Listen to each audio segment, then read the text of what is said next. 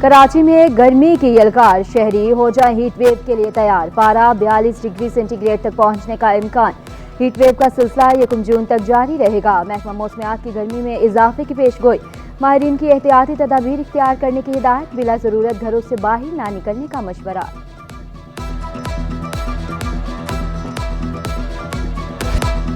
کئی دہائیوں کا بحران، حکومت کا امتحان، بوند بوند کو ترستا کراچی اپنے حق کے لیے آواز اٹھانے لگا۔ شہر میں پانی کی شدید قلت، ٹینکر مافیا کے خلاف شہریوں کا صبر جواب دے گیا۔ شاہ فیصل سمیت شہر کے مختلف علاقوں کے رہائشیوں کی زندگی اجیرن، شہری آر او پلانٹ پر قطار میں لگ کر پانی بھرنے پر مجبور، شکوہ کیا۔ سالوں سے پانی بحران جوں کا توں ہے، پانی خریدنے کی سکت بھی ختم ہو چکی ہے۔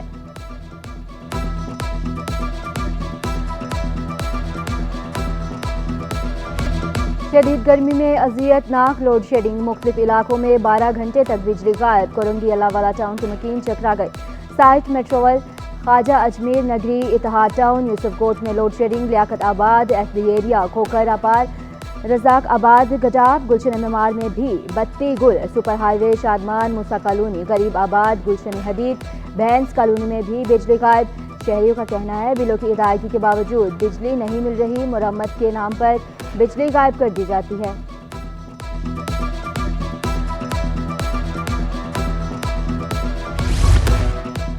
میٹرک امتحانات پھر شروع، جماعت دہم کا سندھی کا پیپر کچھ دیر بعد ہوگا۔ جماعت نہم کا جیومیٹریکل اینڈ ٹیکنیکل ڈرائنگ کا پیپر دوسری شفٹ میں ہوگا۔ طلبہ کے لیے 505 امتحانی مراکز قائم کیے گئے ہیں۔ وفاق نے اعلیٰ تعلیم کے لیے خطرے کی گھنٹی بجا دی، ہائر ایجوکیشن کمیشن نے ملک بھر کی 160 یونیورسٹیوں کے لیے 126 ارب مانگے۔ وفاقی حکومت نے پہلے سے مختص 65 ارب کو بھی بڑا کٹ لگا دیا۔ ایچ ای سی بجٹ اب صرف 25 ارب روپے رہ گیا۔ ایچ ای سی اب صوبوں کو فنڈ نہیں دے گا، فنڈنگ صرف وفاقی جامعات تک محدود، صوبے اپنی جامعات کی فنڈنگ خود کریں گے۔ وزارت خزانہ نے ہائر ایجوکیشن کمیشن کو خط لکھ دیا۔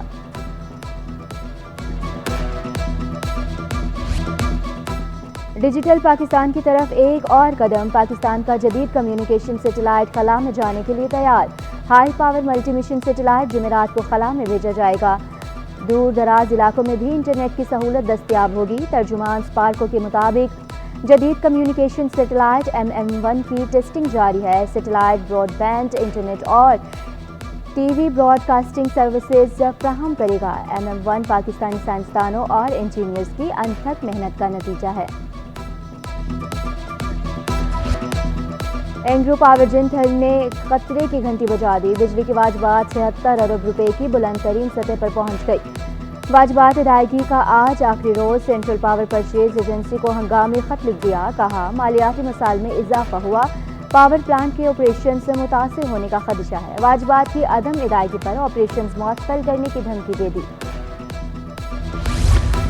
جیل میں قید شخص ملک کو نقصان پہنچانا چاہتا ہے، سینئر صوبائی وزیر شرجیل میمن کہتے ہیں بانی پی ٹی آئی کی لڑائی کسی شخص سے نہیں بلکہ پاکستان سے ہے۔ بانی پی ٹی آئی احسان فراموش شخص ہے، ایک شخص 1971 کے سانحے پر بھی سیاست کر رہا ہے، سوشل میڈیا پر گمراہ کن حقائق پیش کیے نوجوانوں کو گمراہ کیا جا رہا ہے۔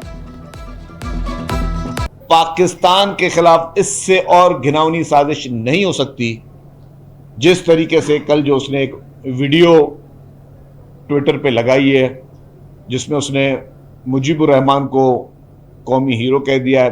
کل جو اس کے پرسنل اکاؤنٹ سے ٹویٹ ہوا ہے، اس کے خلاف فوری طور پر ایکشن ہونا چاہیے۔ میں ایف آئی اے سے کہوں گا فوری طور پر اس کمپنی سے بات کرے، اس کا اکاؤنٹ فوری طور پر بند کروایا جائے۔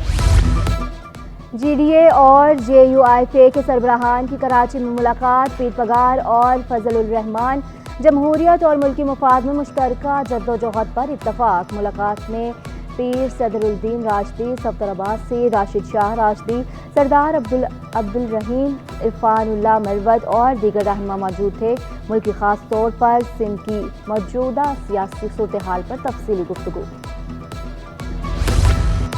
اور معروف قوال تاج نیازی کی باقر حلال میں رسم چہلم، فاتح خانی کے بعد تاج نیازی کے بیٹے منصور نیازی کی دستار بندی کی گئی، دستار بندی کے بعد قوالی بھی پیش کی گئی۔